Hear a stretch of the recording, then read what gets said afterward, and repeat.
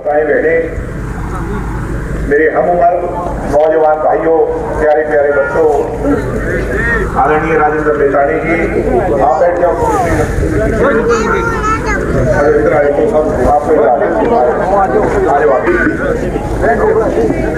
मेरे बहुत पुराने साथी भाई सुनील बोरा जी, भाई अनूप बोरा जी, हमारे बहुत सीनियर श्री गजय सिंह जी, श्री अनूप जूनियर जी, सम्मानित मंच, आज जिस गर्मजोशी से आप सब लोगों ने स्वागत किया है, माला देकर, मेरी माताओं ने आशीर्वाद देकर और युवा साथियों ने हौसला अफजाई कर और जो 36 जात की पगड़ी आप लोगों ने पहनाई है, जननायक जनता पार्टी और अजय सिंह चौटाला जी से आप सबका बहुत बहुत धन्यवाद करता हूँ, आभार प्रकट करता हूँ। आज आपसे मिलने आए हैं, आप सभी का हालचाल जानने आए हैं। इस बधावड़ गांव से हमारा 4 पीढ़ी का नाता है कि नहीं है? मेरे परदादा जी चौधरी देवीलाल जी, वो इस गांव को अपना गांव माना करते।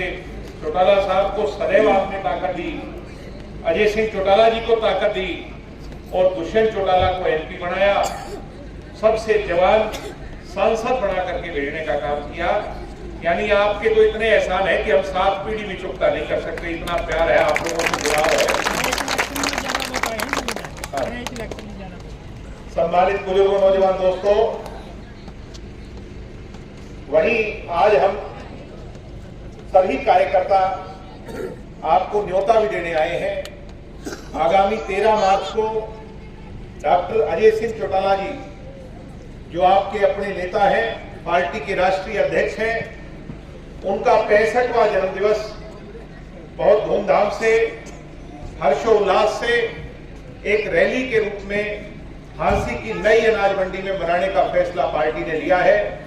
अपने क्या करें, बिना न्योते तो पड़ोसी के भी नहीं जाते, और ये तो राजनीतिक मामला है, तो इसलिए आप सब मेरा न्योता कबूल जरूर करना। आओगे सारे?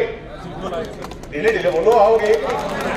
जैसे आज आए हो वैसे ही आपकी भी सबकी, आपसे सारे बैठे हो, सारे के सारे सबसे ज्यादा इस उपराना हल्के में आपके एक गांव के लोग बधावड़ के होने चाहिए। मैं इस उम्मीद के साथ आपको फिर से न्योता दे रहा हूं, निमंत्रण दे रहा हूं।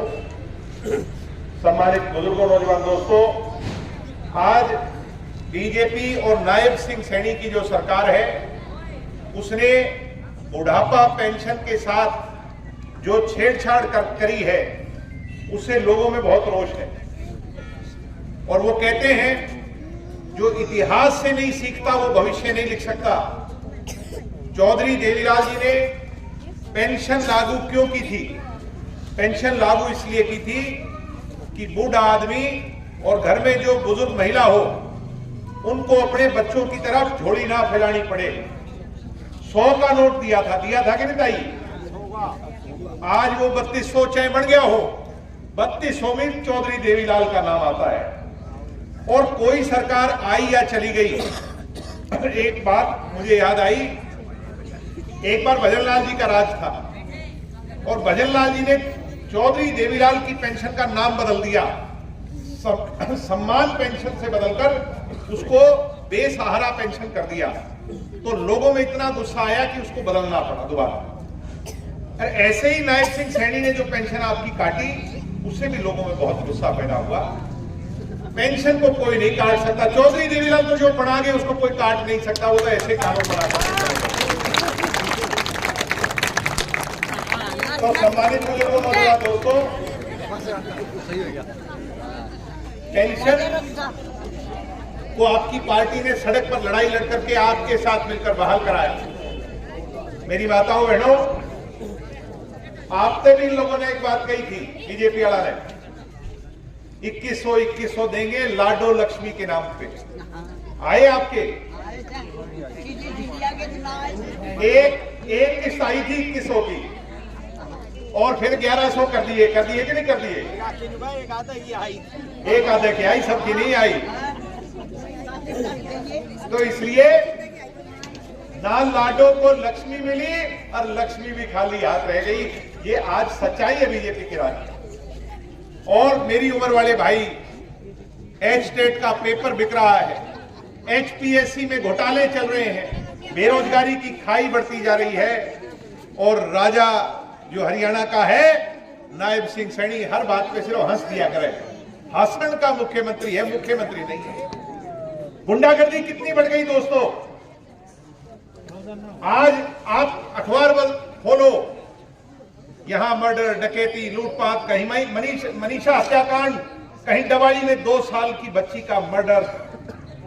आज ऐसा बुरा हाल हरियाणा का हो गया, आम हो या खास हो, सब असुरक्षित है, कोई सुरक्षित नहीं है। इसलिए ये जो बीजेपी वालों ने एक और गरीब जनता पे प्रहार किया, मनरेगा जिसमें 100 दिन की गारंटी थी, उसका नाम बदल दिया, जी राम जी योजना बढ़ा दिया। इनने एक बात सोच रखी है, भाई राम का नाम बढ़ा दो, फिर कोई पूछेगा ही नहीं। गारंटी हटा दी 100 दिन की, कह तो रहे 125 दिन देंगे, मगर वो यूं नहीं, कानून में होना चाहिए, तब पता चले कि आप दोगे कि नहीं दोगे। ये सोचने की बात है। इसलिए जननायक जनता पार्टी को भी आपने पीछे बहुत ताकत दी थी। मैं देखूं, अनूप जी का उस समय माहौल खराब था, हम गांव में जाया करते तो दुष्यंत को लोग कहते इसने बदल दे, किसी और को कैंडिडेट बना दे। तो दुष्यंत जी एक बात कहते थे कि इबके इसको जिताओ, क्योंकि इसने मेरा बुरे समय में साथ दिया। आपने सारी बातें भूलकर अनूप जी को जिताया था, और अनूप जी को दुष्यंत जी ने अपने साथ वाली कुर्सी पर बिठाया कि नहीं बिठाया। अब वो तो उसका राम जाने कि उसने क्या फैसला किया, क्या नहीं किया, वो भी इनके साथ, निकर वालों के साथ रल गया। सोचने की बात है। सम्मानित दोस्तों, चाहे हवाई अड्डा बनाने की बात, अपन किसान है सारे, अपने खाते में जब पुरानी पेमेंट जो आती थी, वो आड़ती से पेमेंट लेते थे।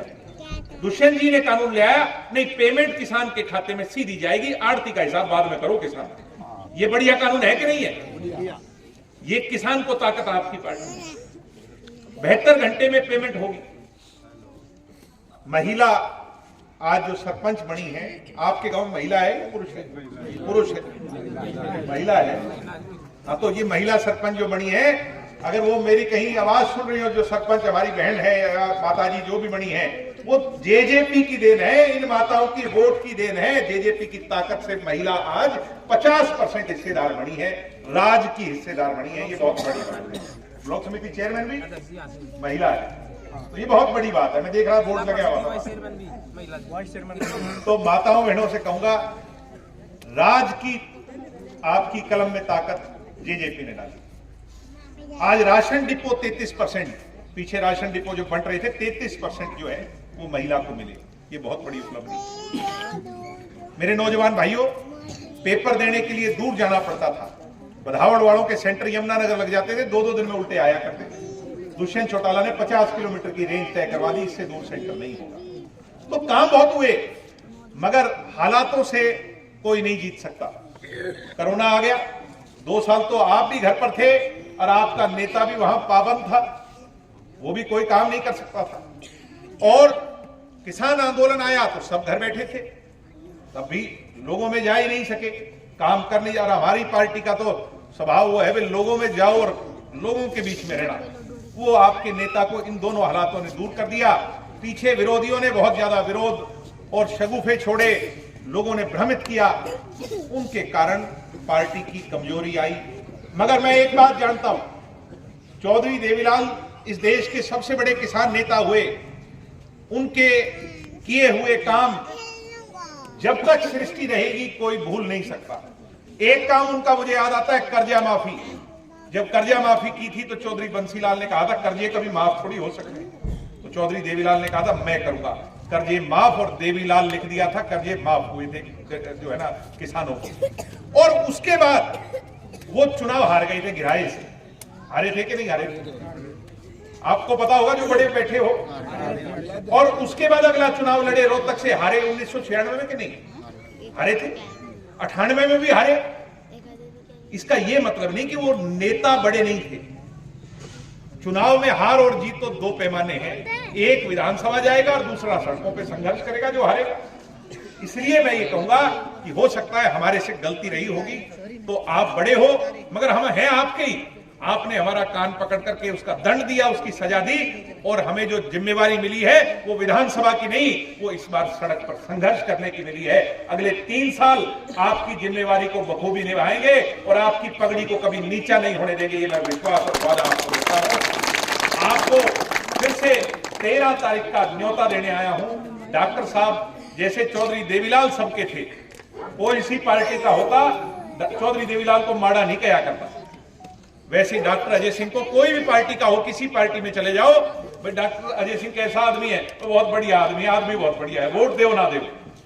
तो इसलिए जो दूसरी पार्टी के नहीं है उनको भी एक एक को साथ लेके आइयो। 13 तारीख को उनके 65वें जन्मदिवस पर उनको ताकत देने पहुंचना। मेरी माताओं से भी कहूंगा जैसे आज आई हो वैसे रैली में पहुंचना, जिससे हम चौधरी देवीलाल जी के स्वप्न साकार भविष्य में कर सके। बहुत बहुत धन्यवाद।